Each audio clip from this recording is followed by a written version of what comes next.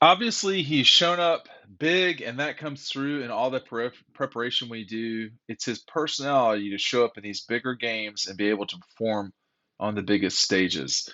And there are a couple more big stages for Stetson Bennett to step up and play in. One of them is coming up with Georgia in the Peach Bowl against Ohio State on New Year's Eve. We'll get you covered completely this week on Dog Post. Merry Christmas. That's what Brock Bowers had to say about Stetson Bennett over just before Christmas and just before we really got going with preparation for the Peach Bowl. Obviously, he's shown up in a big way. It's shown up big, and that comes through in all the preparation we do. It's his personality to show up in these bigger games and be able to perform on the biggest stages. That's what Brock had to say about Stetson. So I just have to go back and look at Stetson over the last 2 years. I could go back into 20 as well and look at what he did again in so-called big games. What's a big game? I would say it's in ranked, against ranked teams. So let's take a look at the record. Arkansas, 2021, number 8 Arkansas comes to town. Everybody's in a full-blown panic. He was 7-11 for 72 yards, 3 rushes for 16 yards. His long was a 9-yard run. So a little bit of Stetson Bennett there, not a ton. They ran it right down Arkansas's throat. A week later at Auburn, this was definitely a big game. 14 of 21, 2 touchdowns, only taking 1 sack, 6 runs for 41 yards, including a very long 30-yard run. A week after that, the clash with Kentucky, 14 of 20, 250 yards, 3 touchdowns, no interceptions, 1 sack, 3 runs for 22 yards, one of which was a 17-yard run. And then you have to go for a little bit of time.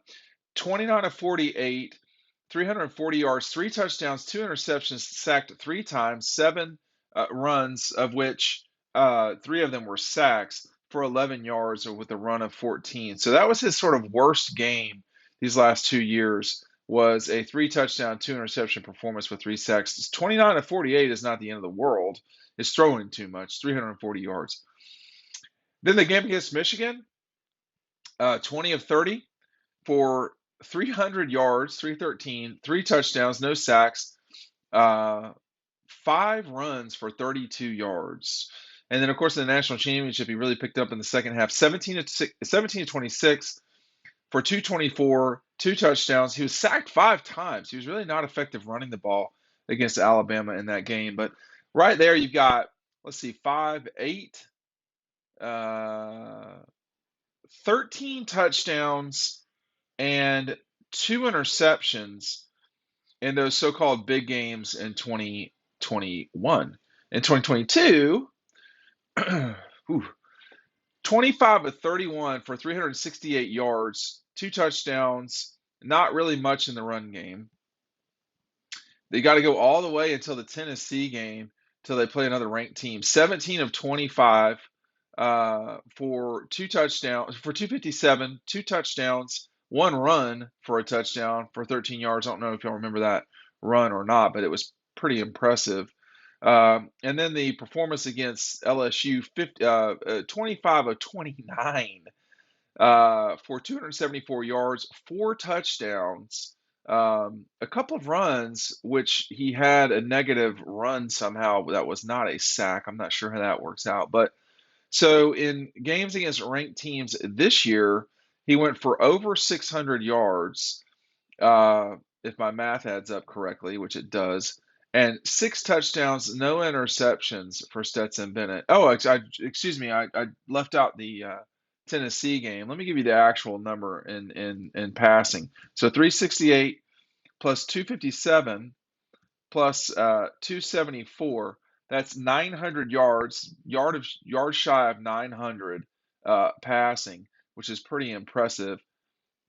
3 touchdowns against Tennessee, running and throwing, and then another 2 touchdowns against Oregon, plus that other one. So 10 touchdowns, y'all. He accounted for in 3 games with no interceptions in any of those games against top 15 teams. That's a lot I've said there. I mean, that's a lot of recounting things, which is all to say this. Stetson really has played well, generally speaking, in big games. Now, in 2020, there were more bigger games that he actually played in. He did not play as well in those games. The Florida game, 5 of 16. Of course, he got hurt in that game. It was 5 of 16 for 78 yards, one touchdown, one interception. Against Alabama, 18 of 40, 269 yards, two touchdowns, three interceptions. Those were not. That was probably his worst total performance were in those two games, but probably against Alabama. And he really was not horrible until the second half in that game. Tennessee that year, 16 of 27, 238 yards, two touchdowns, and another touchdown throwing, another touchdown running against Auburn, which was really one of his best games in totality. 17 of 28, 240 yards with a touchdown. So he really, he really does play well, generally speaking. Now he did not play well. I say the Alabama game, Stetson didn't play well in 2020. It really was the Kentucky game. He was just not that great in that year. 9 of 13 with two touchdowns. Excuse me, 9 of 13 with two interceptions. That might be the worst game that he played. So he's not played well in Lexington. But the good news for Georgia, and what Brock Bowers' point is that this is going to be a big game. These are going to be big games, and they're not going to be, on the road. They're not going to be. They're going to be in Atlanta. There's not going to be weather considerations like whenever you play in Lexington or there's rain pouring down against Tennessee or something like that. Stetson has really an opportunity moving forward to more than just write his name into history. He has the ability to carve himself up as really, honestly, one of the best big game players in college football history. But he's got to do it well. Everything, you're judged on everything in college football. It's not always like, the next game matters a lot. And if you don't play well, and it's your last game, that's all people will remember. Now, look, Georgia has the best team coming into this game. They have exceptional players on both sides of the ball. They probably have the best overall player in Jalen Carter, although C.J. Stroud is really good too. So, and then Marvin Harrison Jr. I mean, Ohio State's got some guys, but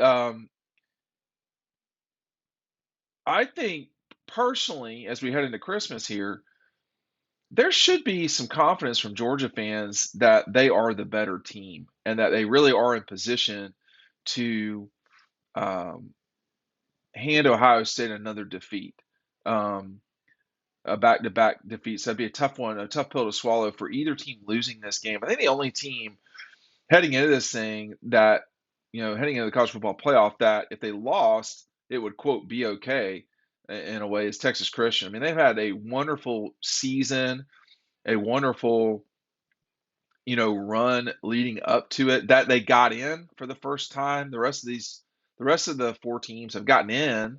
TCU has not. And so they're the ones that, if you got away with it losing, that they've had a magical season. Now, they did not win the Big 12.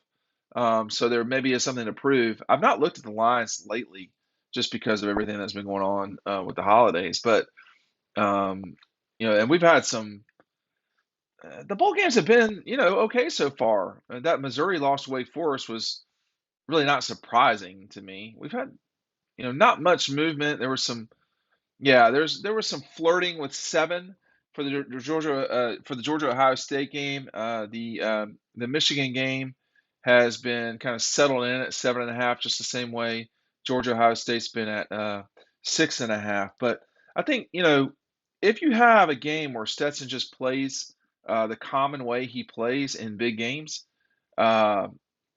it's going to be hard for Ohio State to win. If that's what happens, it's going to be tough to pull off.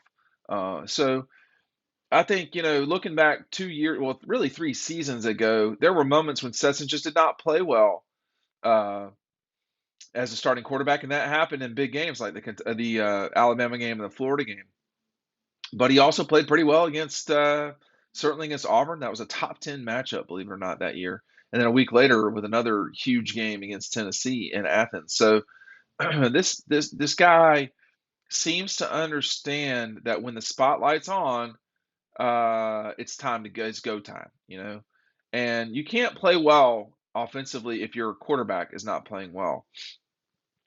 I don't know why he plays well in big moments, but he does, and it's something that Georgia folks should be very happy about as they head into the into the Ohio State game at the Peach Bowl in Atlanta.